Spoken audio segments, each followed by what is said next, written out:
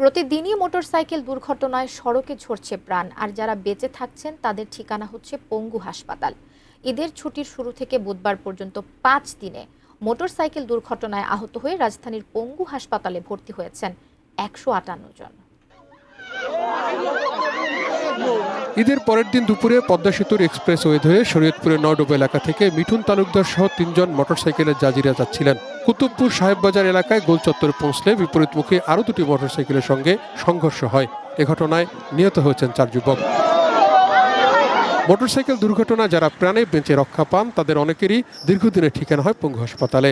ঠাকুরগাঁওয়ের জিহাদ হোসেন নামের এই যুবকের চাচা জানালেন, ঈদের পরদিন পঞ্চগড়ের দগা থেকে নিজ বাড়ি ভুল্লিতে ফিরছিলেন জিহাদ। অ্যান্টিব্যাকটেরিয়াল অ্যাডিটিভ যুক্ত সেরা ওয়াটার ট্যাঙ্ক বিশুদ্ধ পানিতে ব্যাকটেরিয়া জন্মাতে দেয় না। দিনাজপুর পলিটেকনিক কলেজের শিক্ষার্থী মুন্সিরহাটের কাছে বিপরীতমুখী আরেকটি মোটরসাইকেলের সঙ্গে সংঘর্ষে গুরুতর আহত হয়েছেন।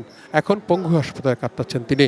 ধাক্কা লাগে, এখন আমরা প্রত্যক্ষদর্শী, আমি তো নিজে দেখিনি, এখন মানুষের দেখা, মানুষের সাথে শুনি ও বাইক থেকে আর কি ধাক্কা খেয়ে ছিটকে পড়ে গেছে। ঈদের 2 দিন আগের ঘটনা। প্রতিদিনের মতোই মোটরসাইকেলে করে ইফতার করতে বাসায় ফিরছিলেন চুয়াডাঙ্গার 23 বছরের যুবক ইয়াসিন। স্থানীয় টাউন ফুটবল মাঠ এলাকায় যাওয়ার পরে তার মোটরসাইকেলের এক পাশ দিয়ে ব্যাটারি চালিত অটোরিকশা চাপ দেয়। নিয়ন্ত্রণ হারিয়ে মোটরসাইকেলটি বালু বোঝাই ট্রাকের নিচে পড়ে যায়। তার দুপায়ের উপর দিয়ে চলে যায় ট্রাক। এরই মধ্যে ডান পা কেটে ফেলা হয়েছে। হঠাৎ করে একদিকে অটো, একদিকে ট্রাক, জায়গা ছিল, আমি বের হতে যাই তো দুইজনাই মানে জোরে যেয়ে আমাকে মাঝখানে ফেলে দেয়। তারপর আমি ব্রেক করি, চাকা স্কেট করে আমি তখন ট্রাকের নিচে চলে যাই।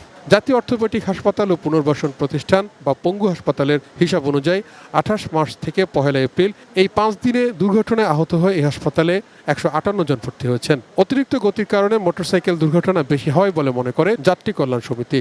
আমরা দেখতে পাচ্ছি জাতীয় মহাসড়কে অনেকাংশে ফাঁকা সড়ক পাওয়ায় মোটরসাইকেল আরোহীরা বেপরোয়া হয়েছে। তাদের অতিরিক্ত গতিতে মোটরসাইকেল চালাতে গিয়ে প্রায়শই দুর্ঘটনা আমরা দেখতে পাচ্ছি। মোটরসাইকেলের দ্রুত গতি রোধে ব্যবস্থা নেওয়ার দাবি জানালেন যাত্রী কল্যাণ সমিতির এই নেতা। Towhid Sourav, ATN news, Dhaka.